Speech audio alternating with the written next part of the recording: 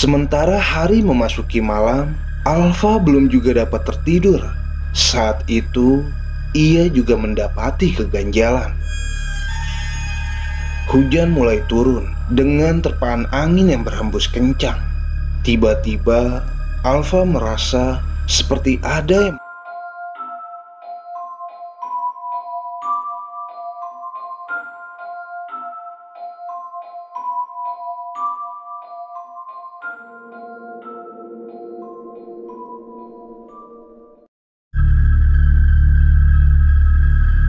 Assalamualaikum warahmatullahi wabarakatuh. Selamat datang kembali di Chemistry, cerita mistis para pendaki. Di episode kali ini ada sebuah kisah horor yang datang dari @bang_gol dan temannya @alfanur, yang kemudian kita bakal sebut dengan Gol dan Alfa. Ini adalah kisah mereka berdua saat mendaki ke Gunung Merapi di tahun 2018 silam.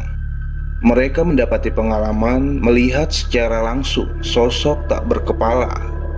Seperti apa kisah dari Gol dan Alfa saat mendaki ke Gunung Merapi? Tapi sebelumnya, jangan lupa like video ini, dan buat yang belum bergabung, kalian bisa klik tombol subscribe sebagai juga bentuk dukungan kalian terhadap channel ini. Nyalain juga lonceng notifikasinya agar kalian gak ketinggalan cerita-cerita terbaru.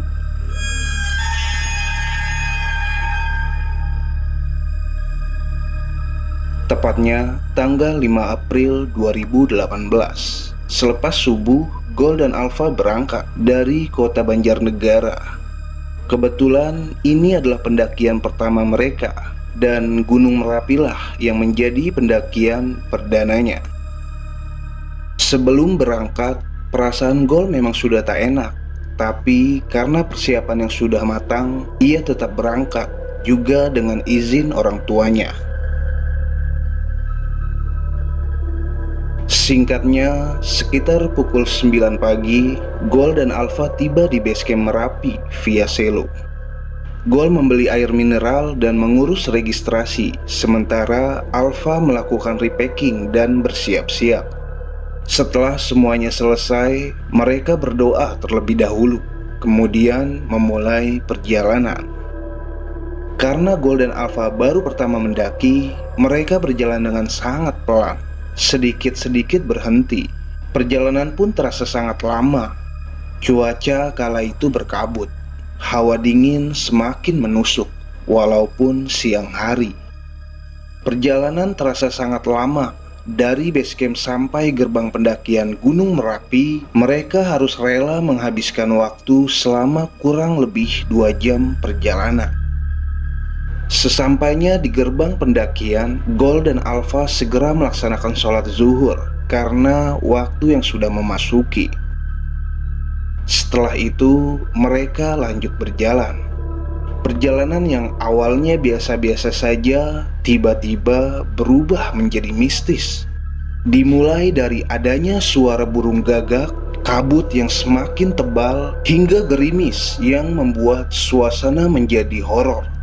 Gol dan Alfa terus berzikir dalam hati. Perlahan mereka terus berjalan.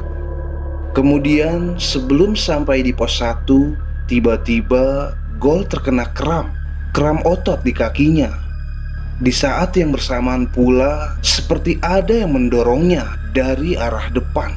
Sontak Gol pun jatuh tersungkur dan nyaris masuk jurang, karena di sisinya terdapat jurang yang cukup dalam.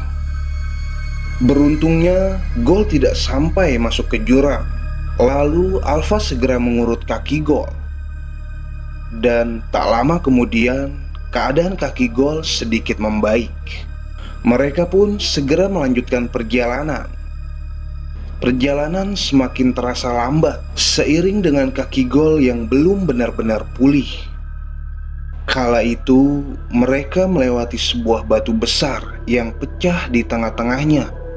Ketika Gol melewati batu itu, tiba-tiba ia mendengar gending Jawa dan nyanyian, bersamaan pula dengan bau bunga kantil dan minyak vanbok.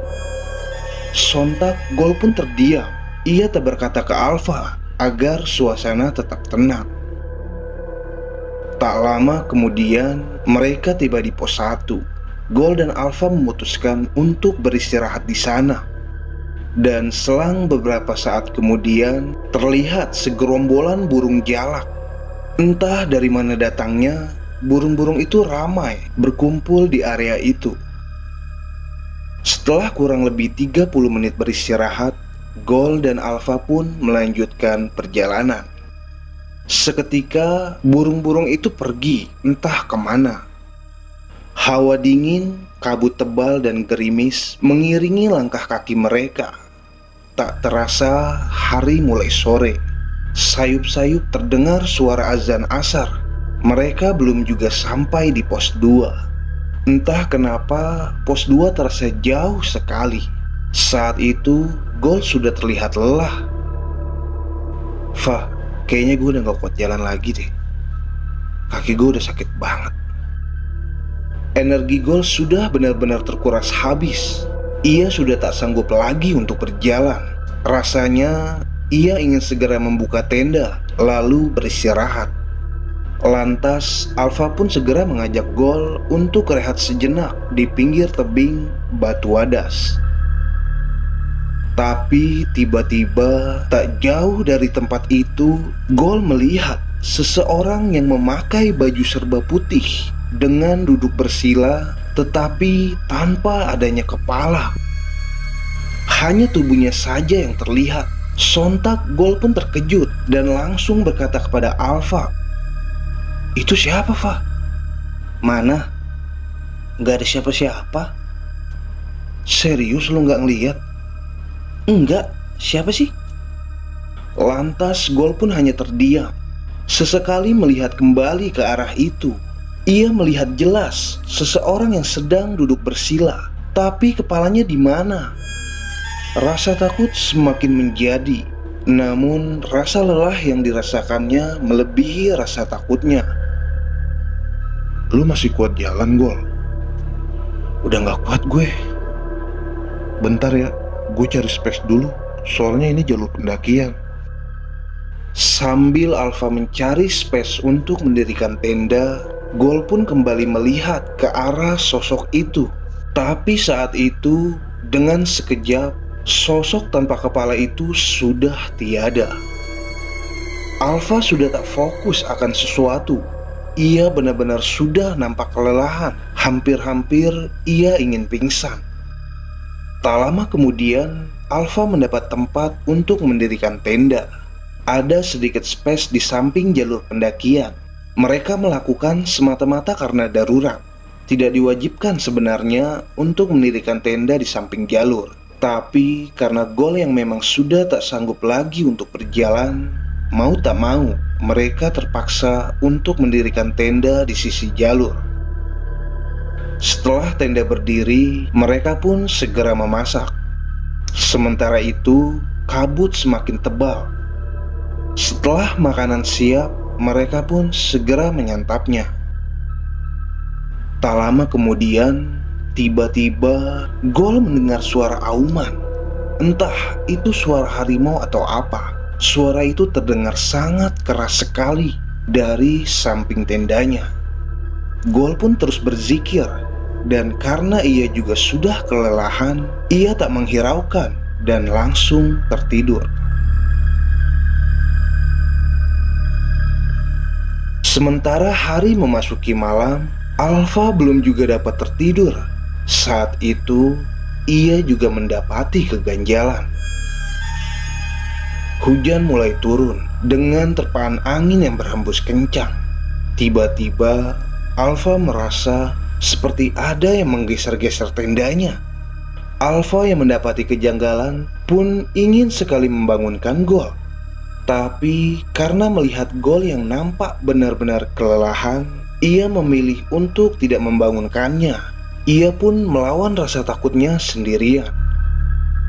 Gangguan itu terus-menerus menerpa, bahkan sampai terdengar suara-suara aneh dari sisi tendanya.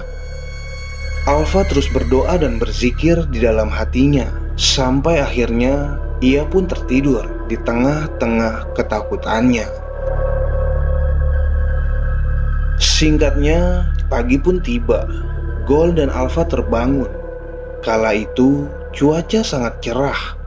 Sambil memasak, mereka pun menyempatkan diri untuk berfoto-foto dengan latar pemandangan yang sangat indah. Saat itu ada rombongan pendaki yang hendak naik.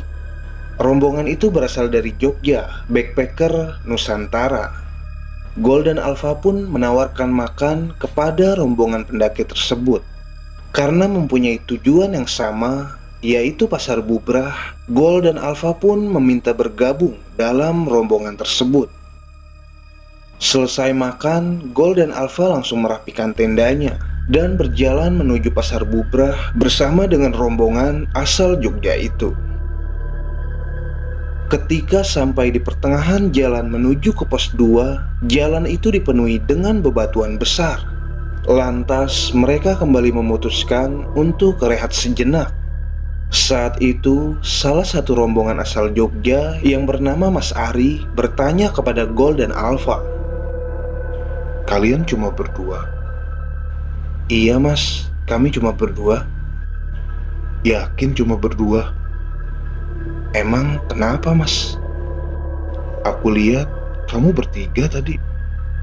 Yang satu pakai baju orange di dalam tenda, kayak lagi masak gitu. Ya pas kalian lagi foto-foto di luar. Tapi dia membelakangi pintu tenda." Sontak seketika Gold dan Alpha pun terdiam. Pantas saja semalam terasa sempit di tenda.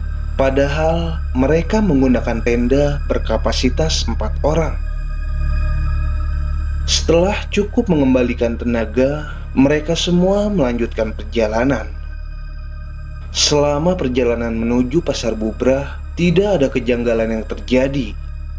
Singkatnya, Gold dan Alpha beserta rombongan pendaki asal Jogja itu tiba di pasar bubrah sekitar pukul 11 siang. Mereka pun semua asik mengabadikan gambar melalui telepon genggamnya. Tapi tak berselang lama, kabut tebal kembali turun. Mas Ari dan rombongannya pun segera mengajak Gold dan Alpha untuk turun. Mereka kembali turun melewati pos 2. Dan ketika Gold melewati tempat yang semalam ia melihat sosok tak berkepala itu, seketika sekujur tubuhnya merinding. Ia pun hanya menunduk, tak berani untuk menoleh ke arah itu. Dan tiba-tiba gerimis turun dengan seketika. Bersamaan dengan itu, Gold kembali mendengar suara gending Jawa. Tidak hanya itu, semerbak wangi bunga juga tercium begitu menyengat. Lantas Gold pun mempercepat langkah kaki meninggalkan area itu. Singkatnya, mereka tiba di base camp sekitar pukul 3 sore. Tak membuang banyak waktu, Gold dan Alpha pun pamit dengan rombongan asal Jogja itu untuk kembali pulang ke Banjarnegara. Sekian cerita dari Gold dan Alpha saat mendaki ke Gunung Merapi pada 2018 silam. Menurut kalian, siapakah sosok tak berkepala yang memakai pakaian serba putih dan duduk bersila itu? Apakah itu seseorang yang sedang bertapa atau makhluk halus penunggu tempat tersebut? Tulis pendapat kalian beserta alasannya di kolom komentar. Punya cerita mistis terkait pendakian? Kalian bisa langsung kirim ke email irmansyaalbatawi@gmail.com. Dan jika kalian suka dengan cerita ini, jangan lupa tinggalkan jempol ke atas, share juga ke teman-teman kalian agar teman-teman kalian juga tahu cerita dari Gold dan Alpha. Berbagi pengalaman, berbagi keseruan. Gue pamit, sampai jumpa di cerita-cerita selanjutnya. Salam permistisan duniawi, salam lestari.